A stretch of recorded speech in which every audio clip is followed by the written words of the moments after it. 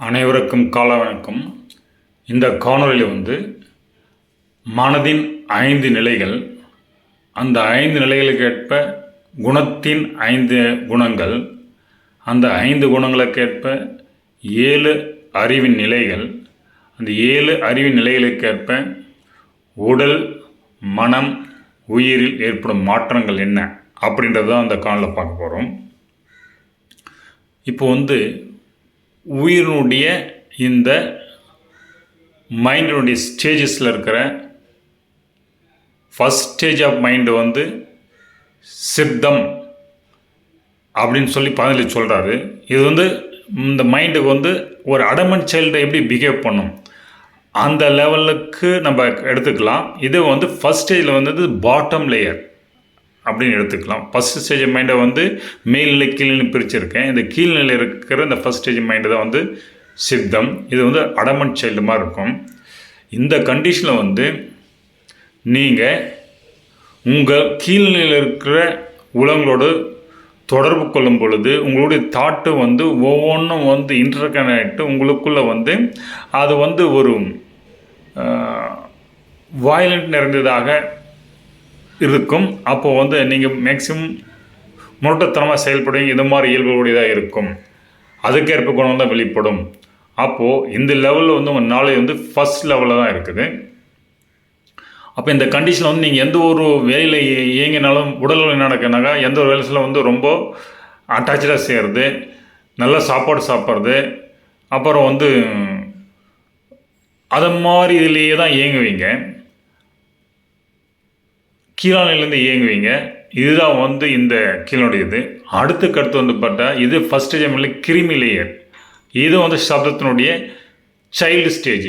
அப்போ இந்த இடத்துல உங்களுக்குடைய தமோ குணம் உயர்ந்தவங்க இருக்கும். அப்போது இந்த இடத்துல தாட்ஸ் ஒவ்வொன்றும் தனித்து தான் இருக்கும். தனித்து இருக்கும், வரும் போகும், ஒன்றுக்கு தொடர்பு இல்லை. ஒரு சைல்டு மாதிரி நினச்சா அது கிடைக்கணும், இல்லைன்னா விட்டுடணும். அதை மாதிரி ஒரு சைல்டு பிஹேவியரில் இருக்கும். இது உங்களுக்கு செகண்ட் லெவல் நாலேஜில் இருக்குது. அப்போ இந்த லெவல் நாலேஜ் உங்களுக்கு வரும்போதே உங்களுடைய எமோஷ்னல் பர்சனாக கொஞ்சம் இருப்பீங்க உடலில். அதே மாதிரி உங்களுடைய பிரெத் டேமேஜ் வெளிப்பட்டு நிறையா ஹார்ட்டு இந்த மாதிரி டேமேஜஸ்லாம் கிரியேட்டிவிட்டி இதெல்லாம் வரும். அப்புறம் பாடி கொஞ்சம் அதனுடைய தூயத்தன்மையை நோக்கி போகும். மனதில் நடக்கனாக்கா நீங்கள் ஒரு காம இயம நியம எல்லாம் ப்ராக்டிஸ் பண்ணி, லைஃப் ஸ்டைல் ப்ராக்டிஸ் பண்ணி ஒரு நல்ல நிலையில் போக பார்ப்பீங்க. அப்போது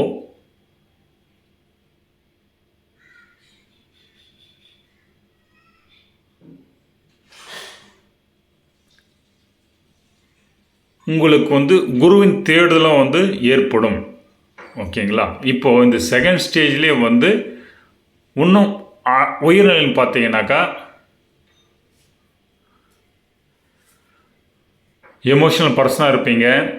பிரெட் டேமேஜ் இம்ப்ரூவ் சொல்லியிருந்தேன். பேலன்ஸ் லைஃப் பிட்வீன் துன்பத்துக்கும் இன்பத்துக்கும் இடையில் பேலன்ஸ்டாக போகிற தன்மையில் இருப்பீங்க. அப்புறம் உங்களுக்குள்ள ஒரு யோகிக் திங்ஸ் எல்லாம் வெளிப்பட ஆரம்பிக்கும். இதுதான் இந்த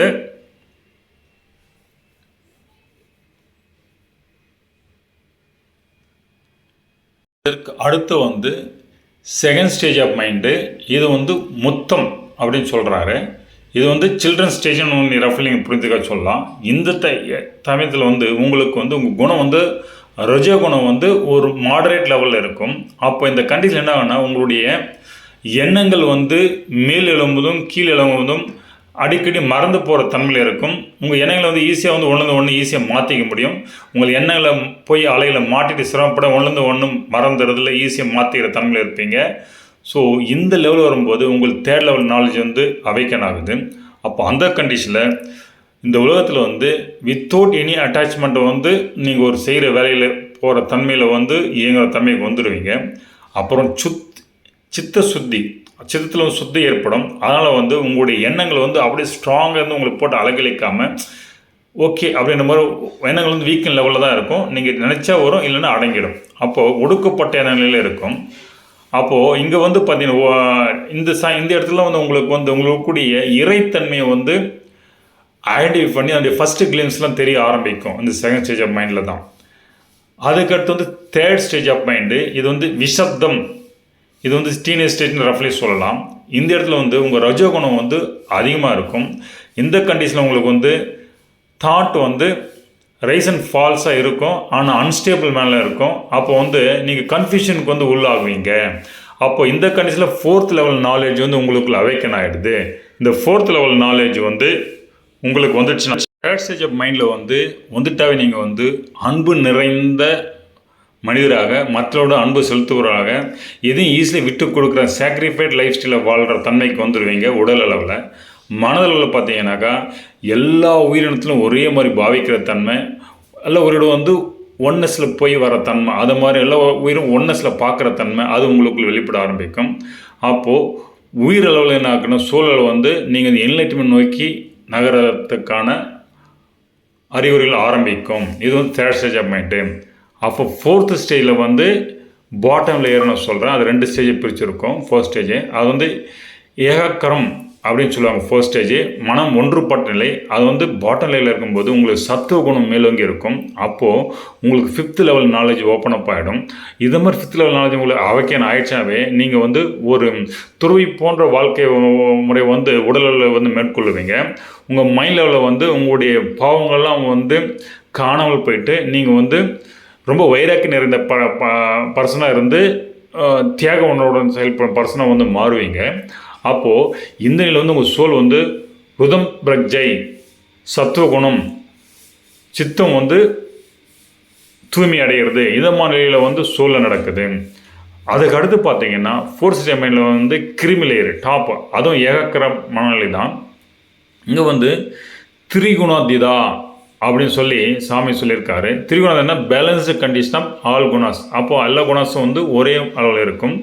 அப்போது இந்த கண்டிஷனில் இருக்கும்போது உங்களுடைய ஃபிம் மைண்டு வந்து உங்களுக்கு இருக்கும். நீங்கள் வந்து இது திஸ் ஆர் நாட் அப்படின்னு ரொம்ப கிளியராக இருப்பீங்க, கன்ஃபியூஷனில் போக மாட்டீங்க. அப்போது இந்த லெவலில் இருக்கும்போது 6th லெவல் நாலேஜ் அவைக்கன் ஆகிருக்கும். அப்போது உங்களுக்குள்ள அஷ்டமாஸ்திகளெல்லாம் வெளிப்பட ஆரம்பிக்கும் பாடி லெவலில். அது மைண்ட் லெவலில் வந்து சித்தம் வந்து அதனுடைய காரணத்தில் கரைந்து சித்தம் காணாமல் போயிருக்கும். அப்போது சூழலுடைய நிலையும் பார்த்திங்கன்னா சம்பிரஞான சமாதி நிலையை அடையும். அப்புறம் வந்து டிவைன் வந்து ஒரு திரை மூடி நிலை போன்ற தன்மையில் வந்து டிவைன் குவாலிட்டி வந்து இம்ப்ரூவ் ஆகிருக்கும். ஒரு சின்ன திரை விளக்குன்னா அது அந்த டிவைன் குவாலிட்டி உங்களுக்கு வெளிப்படும். அந்த தன்மைக்கு போயிடுவீங்க. அதுக்கு அடுத்து வந்து 7th ஸ்டேஜ். ஆனால் மைண்டு வந்து 5th ஸ்டேஜ் ஆஃப் மைண்டு இது வந்து நிறுத்தம். இது வந்து ஃபைனல் ஸ்டேஜ். அப்போது இந்த நிலையில் வந்து உங்கள் குணம் வந்து குணாதீதா, அது வித்தவுட் எனி குணங்கள் அற்ற நிலையில் இருக்கிறது. அப்போ இந்த நிலையில் வந்து 7th ஸ்டேஜ் ஆஃப் நாலேஜ் உங்களுக்குள்ள அவேக்கன் ஆகிடும். இது வந்தாவே வந்து உங்களுக்குள்ள வந்து வைராக் வந்து ரொம்ப அதிகமாக இருக்கும். எதோடு வந்து சம்மந்தப்படுத்திக்காமல் உங்கள் வாழ்க்கை வந்து போகும். ஒரு நாணய போன்ற அதி உணர்நிலையில் வந்து இருப்பீங்க, ஏதோ அட்டாச்சாக இருப்பீங்க. வித்தவுட் குணங்கள் அற்ற நிலையில் வந்து பியூர் நாலேஜாக நீங்கள் வந்து உங்களை வெளிப்படுத்துவீங்க. உங்களுக்கு வந்து குணங்கள் இல்லாமல் பியூர் நாலேஜாக நீங்கள் இருப்பீங்க. அப்போது இந்த நிலையில் வந்து ஆன்மா வந்து உயிர் வந்து அசம்பிரஞான சமாதியை அடைகிறது. அந்த புருஷா வந்து தனித்துவம் ஆகிடுது. இந்த உலக தொடர்பு தனித்துவம் வந்து பியூர் தன்மைக்கு மாறிடுது. எங்கிறது வந்து அந்த புருஷ நிலைமைக்கு குணங்களற்ற நிலைமைக்கு போயிடுது. இது வந்து இந்த 5 ஸ்டேஜஸ் ஆஃப் மைண்டு. அதற்கேற்ப 5 குணாஸ் வந்து ரஜோ, தம, சத்துவ,